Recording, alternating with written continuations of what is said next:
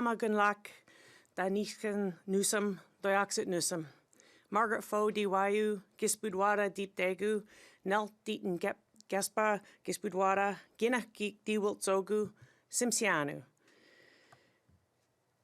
Ama, Squamish, Musqueam, Tsleil-Waututh, Shawakmik, Samath.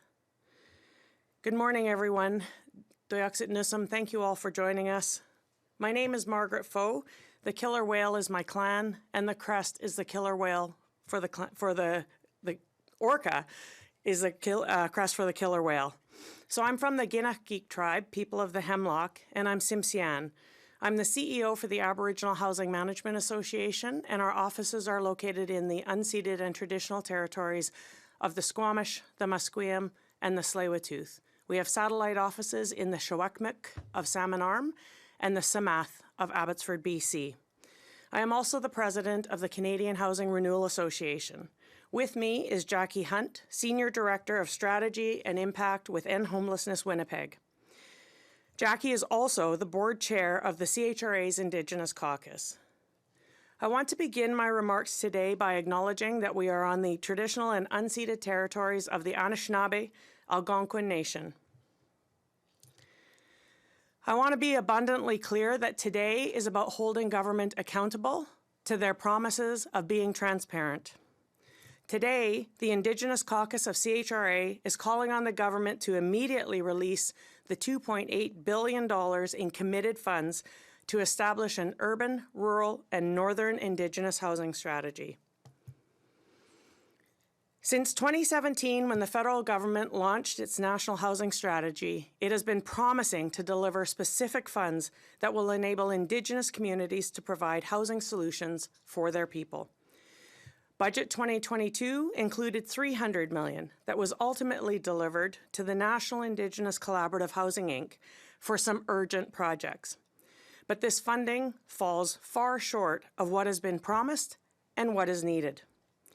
In Budget 2023, after years of keeping Indigenous people at the back of the line, the government finally announced $4 billion to establish a for Indigenous, by Indigenous, Urban Rural Northern, or URN, housing strategy. At the time, this was really welcome news. Unfortunately, 2 years later, despite repeated calls to action from the CHRA and the Indigenous housing advocates across Canada, no funding has made its way into our communities. Now, with tariffs coming from the United States and a federal election on the horizon, Indigenous housing providers are poised to lose yet another construction season because of government's inaction. Our message today is clear. Indigenous people have been waiting long enough. It's time to release the promised funds. The government is well aware that the need that exists in our communities.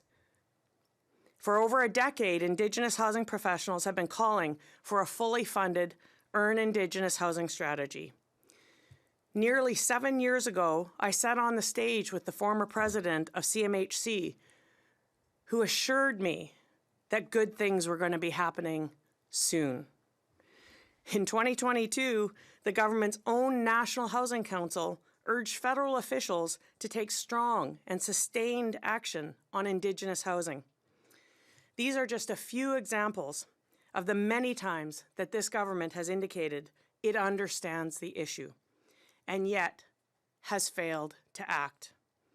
But I'd like to paint an even more accurate picture of the devastation that has been allowed to go unchecked due to these delays. 1 in 15 Indigenous people experience homelessness in their lifetime. Over 170,000 Indigenous people are in core housing need, while representing only 4% of the total population. Indigenous people account for over 10% of those experiencing homelessness. Without access to housing supports, Indigenous peoples are forced to live in their cars or tents.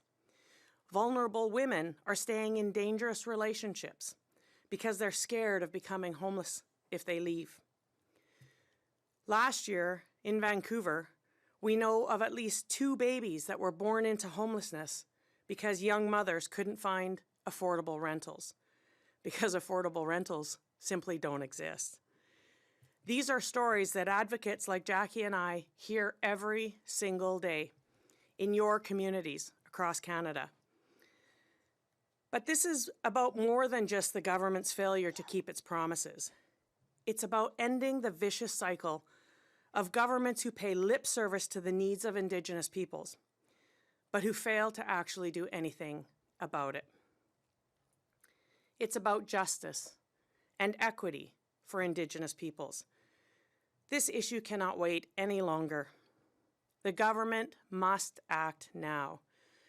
Indigenous-led housing organizations and providers have the capacity to address this crisis. They know what needs to be done. For over 50 years, Indigenous housing providers have demonstrated leadership, professionalism, and expertise. They have addressed your economic concerns. They have addressed your societal concerns. But in order for us to continue to meet those societal needs, the funding has to keep pace with our changes in community. The government must immediately transfer the promised funding so these providers can deliver the housing that your communities need now. And while it is the government's responsibility to determine how they will deliver this funding, we are also calling on the opposition parties to support these efforts, clearing the path so that supports can be quickly delivered to Indigenous peoples in need.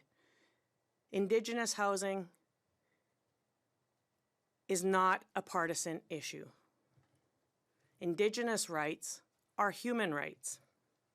Every dollar invested in Indigenous housing yields a direct return on investment of 300% and a social return on investment of nearly 700%.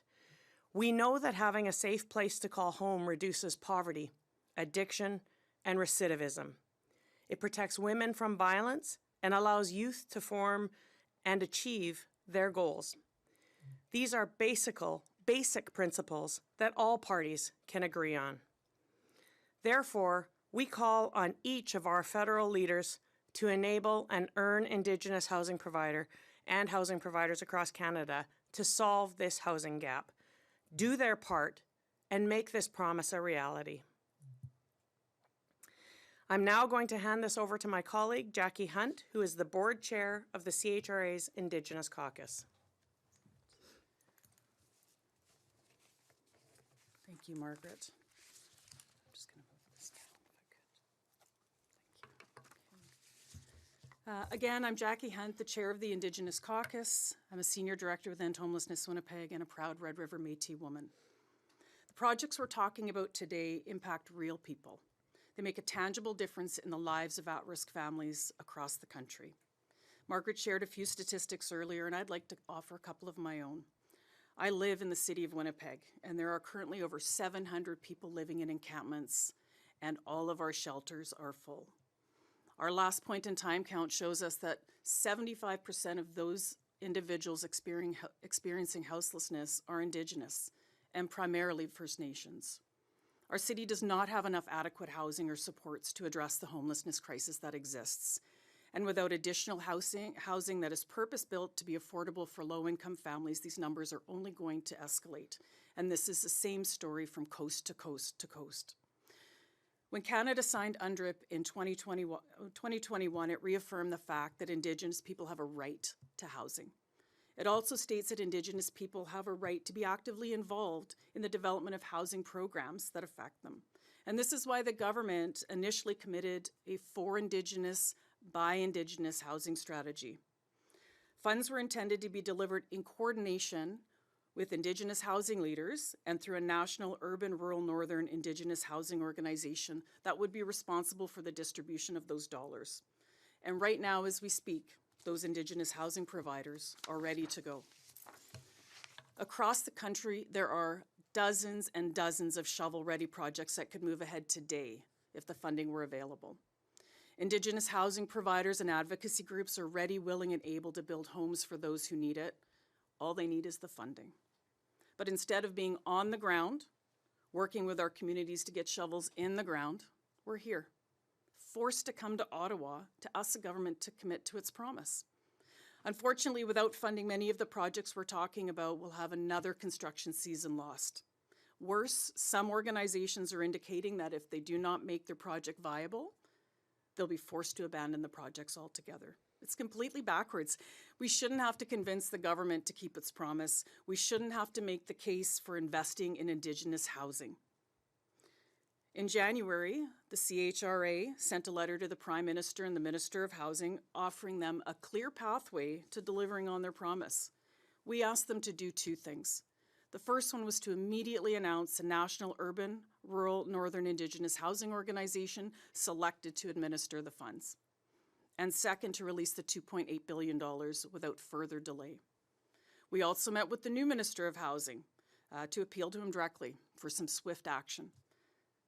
But so far, in spite of repeated promises for soon, there's been no indication that they plan on delivering their commitments. So today we're here to reiterate that call to action and demand the government to act now.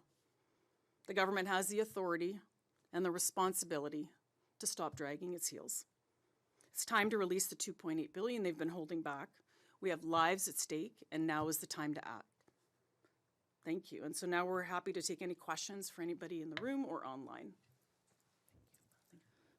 We don't have any questions at the moment. Nous n'avons pas de questions pour le moment. Is there something you would like to add to your statement? I'm good. Thank you. This concludes the press conference. Merci. C'est ce qui conclut la conférence de presse.